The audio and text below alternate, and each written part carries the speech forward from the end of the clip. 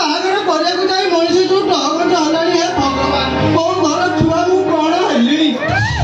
ଓ ନିଶିକାନ୍ତ ବାବୁ अरे किए तमे ମୁଁ ପଚାରୁଛି ପରେ କିଏ ତମେ? ତମ ବାପା କୁଆ ଗଲେ? ମୋ ବାପା ତମ ବାପା ମୋ ମୁଣ୍ଡଟାକୁ ଖରାପ କରିଦେଇଛି ଘଣ୍ଟି ବଜେଇକି। ଆଜି ଆଶ୍ଚର୍ଯ୍ୟ ଲୋକ ତମେ। ବାପା ଆଶ୍ଚର୍ଯ୍ୟ ହେଲେ ବି କଥାଟା ସତ। ମୁଁ ବୁଝିପାରୁନି ଏତେ ବଡ଼ କଥା ତମ ବାପା ଲୁଚେଇକି ରଖିଛନ୍ତି କାହିଁକି? ଓ ଚୁପ୍ କର। କୋଉ କଥାଟା କୁହ ସତ ସତ ସତ ସିଧା କୁହ ଆଗ କୁହ। ତମ ଭଉଣୀ ସହିତ ମୋ ପୁଅର ବାହାଘର ଫାଇନାଲ ହେଇଯାଇଛି। କିନ୍ତୁ କିନ୍ତୁ ପୁଣି କଣ ଏ ବାହାଘର ହେଇପାରିବନି। ହେଇପାରି ତା ମାନେ ନା କଣ? ଅୟୋ ଜାତି ନାହିଁ କି ଗୋତ୍ର ନାହିଁ କୁଆଡୁ ଗୋଟେ ଚାରଜ ସନ୍ତାନଟା ଆଣିକି ରଖିଛ। ଏକଥା ଭାବିଲା ବେଳକୁ ମୋ ମୁଣ୍ଡ ଆଉ କାମ କରୁନି। ଅୟୋ ଭାଇ ପଡ଼ିଶା ଗାଁ ମୁଣ୍ଡରେ ଯୋଉ ଭଳିଆ ଟୁପୁରୁ ଟାପରା ହଉଛନ୍ତି ତମେ ମୁଣ୍ଡ ଟେକି ବାଟ ଚାଲି ପାରିବଟି? ଏଇଠି ତମର ଯୋଉ ବଡ଼ ଭାଇ ଗୌରା ନା ଗୋବରା ସିଏ କଣ ତମ କମ୍ପାନୀ ପ୍ରଡକ୍ଟ କି? ସିଏ ବା ଅନ୍ୟ କମ୍ପାନୀ ପ୍ରଡକ୍ଟ। ତମ ବୋପା ତାକୁ ଏତେ ଭଲ ପାଉଛନ୍ତି ମାନେ ସେଇ କମ୍ପାନୀ ସହିତ ତମ ବୋପାର କିଛି ଅଛି ନା? ଏଇଠି ବୁଦ୍ଧି ବିଚାରି କାମ କଲେ ପ୍ରମନ୍ଦ ନ ପଡ଼ଇ ଭଲେ ମେଡ଼ିଗୁଡ଼ା କଉଡ଼ିକି ବହି ଯାଇଥିବ ଆଉ ବାଳ ଥିବ ଯେ ଖାଇବ ଶୁନ ପାମ୍ପୁଡ଼ି କରି ମୁଣ୍ଡକୁ ନେଇକି ବିଚାର କରିବ ଆସୁଛି ଜନାର୍ଦ୍ଦନ ହେ ମତେ ପାସ୍ କରେ।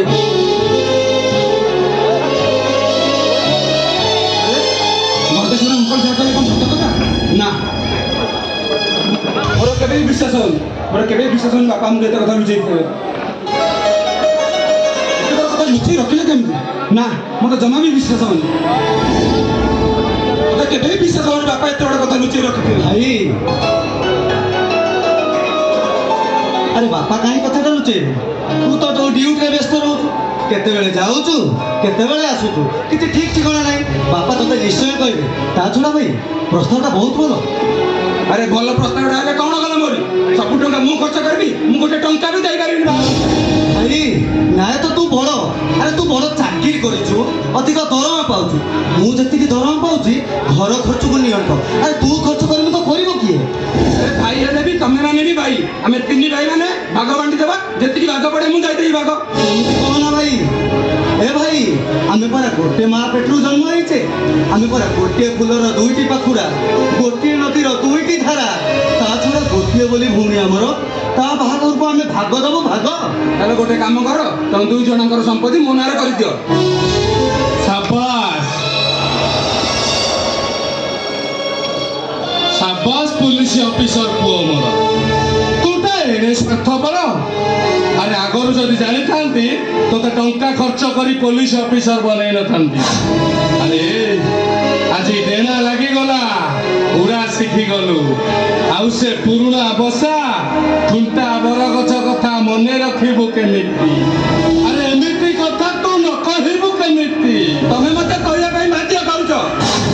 ଆରେ କଥାରେ ଅଛି ବା, ଯେତେ ଭାଇ ସେତେ ଭାଗ, ଯେତେ ଭାଇ ସେତେ ଘର। ଆଉ ଏତେ ଟଙ୍କା ଖର୍ଚ୍ଚ କରି ମୁଁ ତ ଦାଣ୍ଡରେ ଭିକାରୀ ହେବି? ଯଦି ମୁଁ ଟଙ୍କା ଦେବି ନା ତାହେଲେ ସବୁତିକ ସମ୍ପତ୍ତି ମୋ ନାଁରେ କରିଦିଅ। କୋଉ ସମ୍ପତ୍ତି କଥା କହୁଛୁ ତୁ? ଆରେ ଏସବୁ ସମ୍ପତ୍ତି ହେଉଛି ମୋ ପିତୃପୁରୁଷଙ୍କର। ମୁଁ ବଞ୍ଚିଥିଲା ପର୍ଯ୍ୟନ୍ତ ଏ ସମ୍ପତ୍ତିରୁ ଗୋଟେ କାଣି କଉଡ଼ି କାହାରିକୁ ଦେଇପାରିବିନି। ବାପା ଭାଇ ସହ ଯୁକ୍ତି କରି କିଛି ଫାଇଦା ନାହିଁ ବାପା। ମୋ ରୂପ ବାହାଘର ପାଇଁ ମୁଁ ବିକ୍ରି ହେଇଛି ପଛେ ମୁଁ ଟଙ୍କା ଆଣିକି ଦେବି। ତମେ ବ୍ୟସ୍ତ ହୁଅନି ବାପା, ମୁଁ ଟଙ୍କା ଆଣିକି ଦେବି।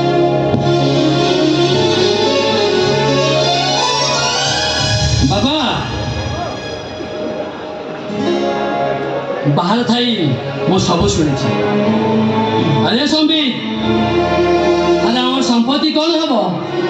ଯଦି ତୁ ଚାହୁଁଛୁ ମୁଁ ତତେ କଥା ଦଉଛି ସବୁ ସମ୍ପତ୍ତି ତୋ ନାଁରେ କରିଦେବି। ତମେ ନିଶ୍ଚୟ ପାରିବ ଭାଇ। କାହିଁକି ନା ତମର ଆମ ଘରେ ଆମ ରକ୍ତ ସାଙ୍ଗରେ କୌଣସି ସମ୍ପର୍କ ନାହିଁ। ଏ ଚିତ୍କାର କରେନି କହୁଛି। ଆରେ ତମେ ଆମ ବାପାଙ୍କ ଔରସରୁ ନୁହଁ, ସନ୍ତାନ ନୁହଁ।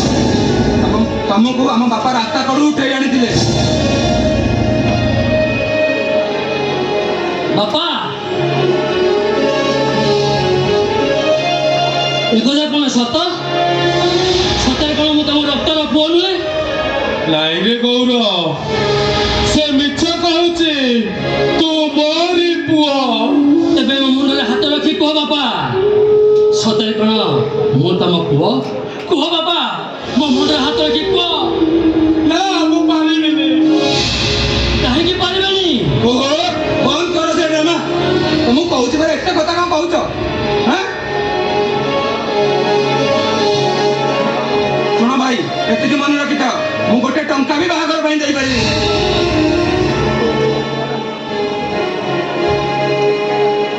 ମୋ ଭାଇଟା ପରା, ଭଉଣୀର ବାହାଘରଟା ଭାଙ୍ଗିଗଲେ ଭଉଣୀଟା କେତେ କାନ୍ଦିବ, ଅଭିଆଡ଼ି ହେଇ ରହିଯିବ। ଥରେ ମନହୀନଟା ଭାଙ୍ଗିଗଲେ ବିଚାରୀଟା ଆତ୍ମହତ୍ୟା କରିଦେବ। ଆରେ କିଏ ଆତ୍ମହତ୍ୟା କରିବ, କିଏ ଘରେ ରହିବ, ସେଥିରେ ମୋର ଖାଇବା ନାହିଁ। ତୁ ଏତିକି ମନେ ରଖିଥା, ତୁ ଗୋଟେ ଜାରଜ ବୋଲି। ହେ ଭଗବାନ!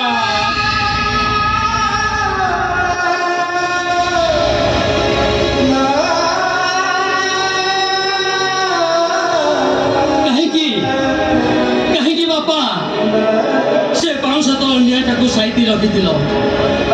କୁହ, ଆଜି ସତଟା କଣ କୁହ, ଆମ ପରିଚୟଟା କଣ କୁହ?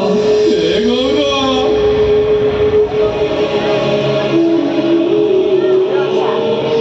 ଆରେ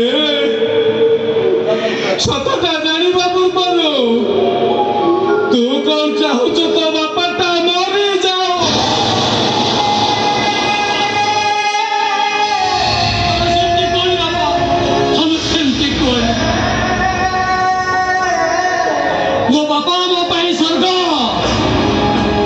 ପୃଥିବୀ ଠାରୁ ଆହୁରି ବଡ଼। ଦରକାର ନାହିଁ ଜାଣିବା ମୋର ପରିଚୟ।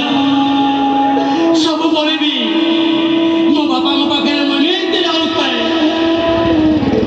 ହେତିକି କହି ମୋ ମନକୁ ମୁଁ ବୁଝେଇ ଦେବି, ମୋ ଆଗକୁ କେହି ନାହିଁ କି ମୋ ପଛକୁ କେହି ନାହିଁ।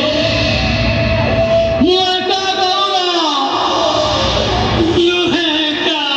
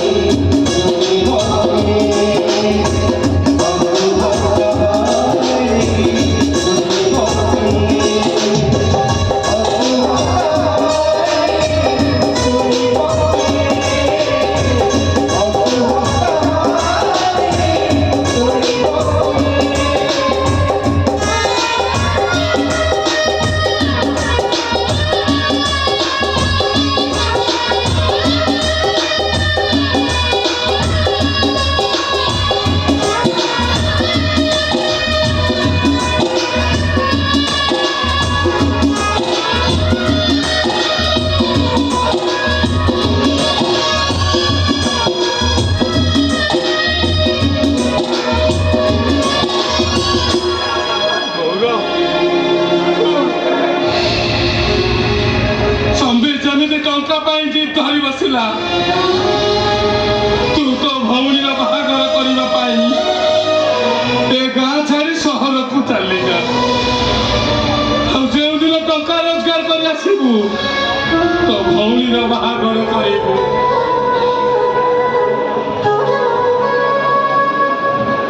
ବାପା, ତୁମ ମୁଣ୍ଡ କଣ ଖରାପ ହେଇଗଲାଣି? ତୁମେ ଗୌର ଭାଇକୁ ଟଙ୍କା ରୋଜଗାର କରିବା ପାଇଁ ସହରକୁ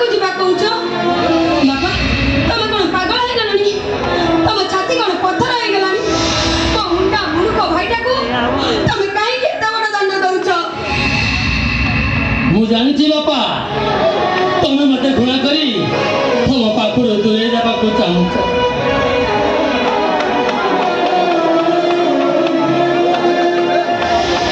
ତମେ ମୋର ସେଇ ବାପା ନା ଯିଏ ଘରିଏ ନ ଦେଖିଲେ ଗାଁ ଦାଣ୍ଡରେ ବ୍ୟସ୍ତ ହେଇ କହୁଥାଏ, ଏ ମାଦିଆ ମୋ ଗୌରକୁ ଦେଖିଛ? ଏ ସାଧୁଆ ମୋ ଗୌର ଗଲା କୁଆଡ଼େ? ଯଦି ତମ ଗୌରଟା ତମ ପାଖରୁ ହଜିଯାଏ ତମେ ଗାଁ ଦାଣ୍ଡରେ କାହାକୁ ଖୋଜିବ ବାପା? କାହାକୁ ଖୋଜିବ? ବାପା ମୁଁ ତମ ଗୋଡ଼ ଧରୁଛି ବାପା।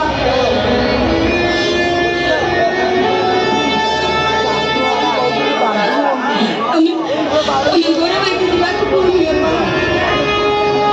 যে গা মতটা গা পকরি ব্যতীত গা আগছ କାର ପଟ ଯାଇ ଯାଏନି ତାକୁ ତମେ ଦୂରେଇ ଯାଉଛ କେମିତି? ଏ ରୂପା ମୁଁ ଆଉ କଣ କରିବି ଲୋ? ମୁଁ ତ ନିରୁପାୟ। ଯେତେବେଳେ ସମ୍ବିତଟା ମନା କରିଦେଲା ସଫା ସଫା ଟଙ୍କା ଦେବା ପାଇଁ, ତୋ ବାହାଘରଟା ହବ କେମିତି? ହେ ରୂପା ତୋ ବାହାଘରଟା କରିବି କେମିତି ମୁଁ? ଭାଙ୍ଗି ଯାଉ ମୋ ବାହାଘର, ଭାଙ୍ଗି ଯାଉ ମୋ ଅଭିଆରୀ। ସବୁ ପରେ ବି ମୁଁ ମୋ ଘର ଭାଙ୍ଗି ଛାଡ଼ି ବଞ୍ଚି ପାରିବି। ଏ ରୂପା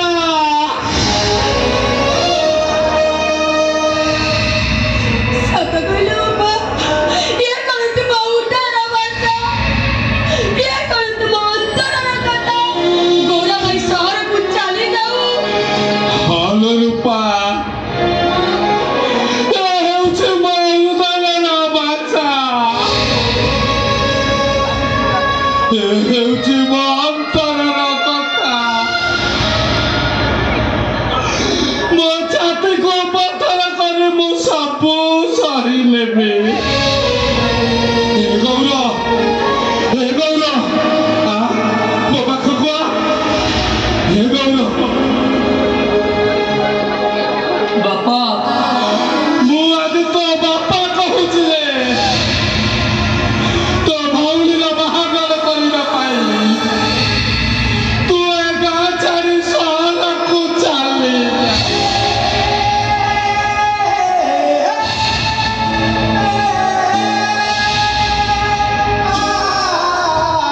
ଦୁଃଖ ନାହିଁ ବାପା ମୋର ଏ ଘର ଛାଡ଼ିବାରେ। ଯଦି ମୁଁ ଚାଲିଗଲେ ଏ ଘର ପାଇଁ ମଙ୍ଗଳ, ମୋ ବାପାଙ୍କ ପାଇଁ ମଙ୍ଗଳ, ତେବେ ମୁଁ ଏ ଘର ଛାଡ଼ି ଚାଲିଯିବି। ନାଇଁ ଭାଇ, ମୁଁ ତୁମକୁ ଛାଡ଼ିବିନି ଭାଇ।